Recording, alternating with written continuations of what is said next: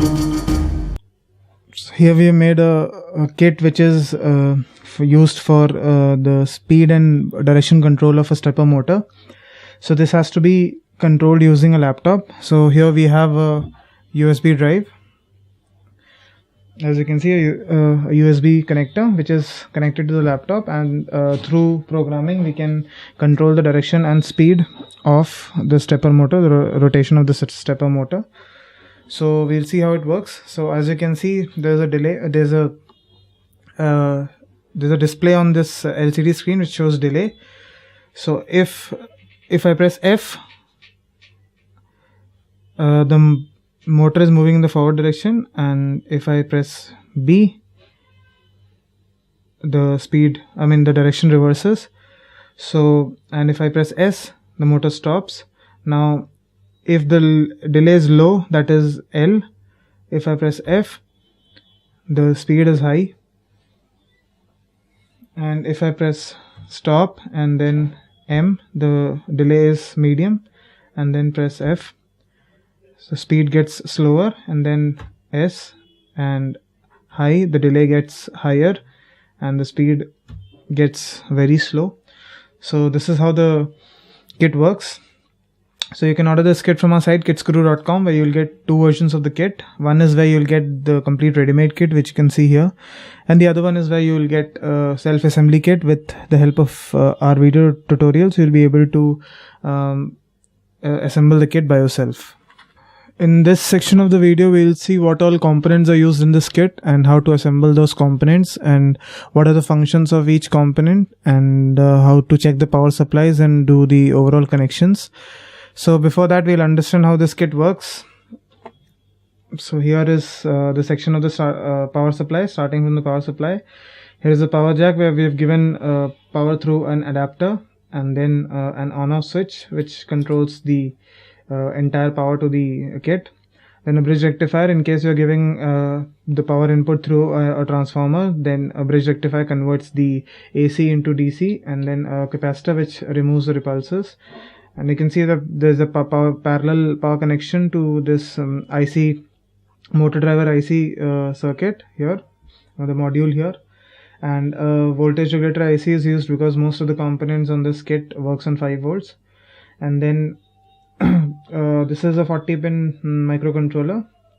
So this receives the data. So this is the input received from the laptop when this USB drive is connected to the laptop. So this receives the input and accordingly displays the output on the LCD screen, as well as sends the output signal to the motor driver IC, which then controls the speed and direction of the stepper motor. So this is how the kit works. Now we'll see how to assemble the components.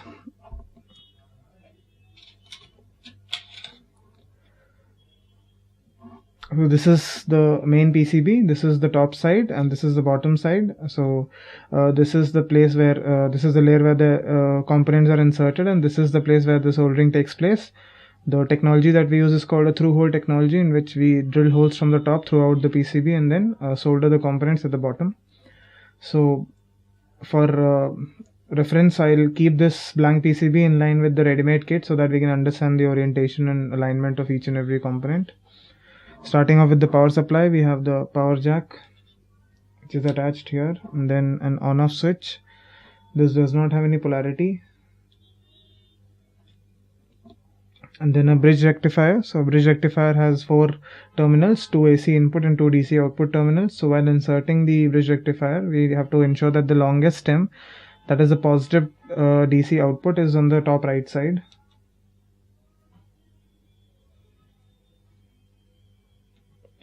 The rest of the pins will align by itself. And then to remove the repulsors from the rectification process, we need an electrolytic capacitor. So even this has polarity. The stem which is longer in length is the positive terminal, and in case both the stems are of equal length, there's a strip on this capacitor which indicates that this is a negative terminal. So while inserting, we have to ensure that the positive terminal is away from us, in line with the positive terminal of the bridge rectifier. The 2-pin connector is used to give a parallel power supply to the motor driver circuit module, and This is a voltage regulator IC. So the first stem on the left side is the input, then ground, and then the third stem on the right is the output 5 volts terminal. So while inserting this, we have to ensure that we are facing the rear side of the IC. And then an LED, which is a power indicator LED, as you can see here. So even this has polarity. The stem which is longer in length is the positive terminal. In case both the stems are of equal length, the bulb is usually round in shape, which gets flat at the negative end. So while inserting the LED, we have to ensure that we are facing the we're facing the positive end of the LED.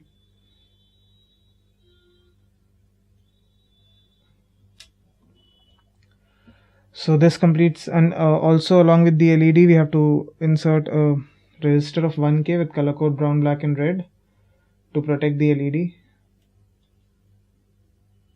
So this completes the section of the power supply. And then we'll insert the IC. So as you can see, there's a notch on this IC. So the pin which is on the left side of the notch is the pin number 1, and then counting counterclockwise, this is the pin number 40 here. So while inserting, we have to ensure that the notch is on the right side. So first we'll insert the base. The base is inserted to protect the IC during soldering process, and in case you need to replace the IC in the future, you can do that easily. On top of that, you will have to place the IC. And this works on a clock frequency, so we have to insert a crystal oscillator of 10 megahertz, and along with that, 2 ceramic capacitors of 33 picofarad in parallel in order to start the oscillation process. A microswitch is used to reset the microcontroller, and along with that, we have to insert a resistor of 10K with color code brown, black and orange. A network resistor is used. This is a cluster of 8 resistors of 10K each. So you'll notice that there's a dot here on the network resistor. So while inserting, we have to ensure that the dot is facing towards the microcontroller side.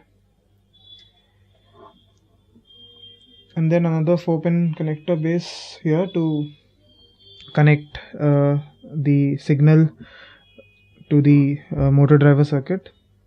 So this is a potentiometer in order to control the display properties of the LCD.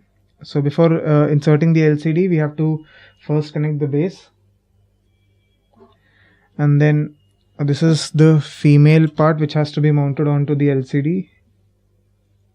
You can break the extra pins and then solder them and then mount it onto the base. So this is how the connections are done, and once we have finished assembling the components, we'll check the power supplies. So this is a digital multimeter. The black terminal will be connected to the body of the voltage regulator IC. The first pin of the voltage regulator should show the input power supply, and third pin should show 5 volts. The 7th pin of the microcontroller should show 5 volts. The second pin and the second last pin of the LCD should show 5 volts. And here you'll have to ensure that when you're connecting the USB, the TX is connected to the RX. So first we'll see which is the ground.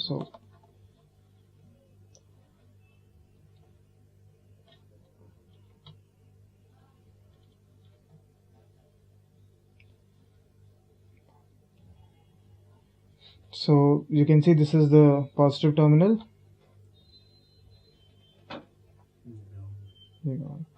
So the center one is the positive terminal, the left one is the ground. The first pin is from the left is the ground. The RX-TX. So this is the ground, this has to be connected to the RX, and this is to the TX.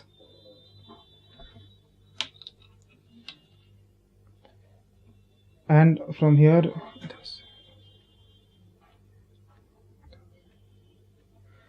you'll have to ensure that the connections on the main PCB has to be done from left to right, and on the motor driver IC circuit it has to be done from the right to left.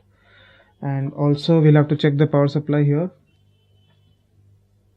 So first you have to ensure that the positive terminal is on the right side here on the main PCB, and here it is away from us towards the top. So after you've checked the power supplies, then you can carry on and insert the IC and the LCD screens and finish your kit. So you can order this kit from our site kitsguru.com, where you'll get two versions of the kit. One is where you'll get the complete ready-made kit, and the other one is where you'll get a self-assembly kit, and with the help of our video tutorials you'll be able to complete the kit by yourself.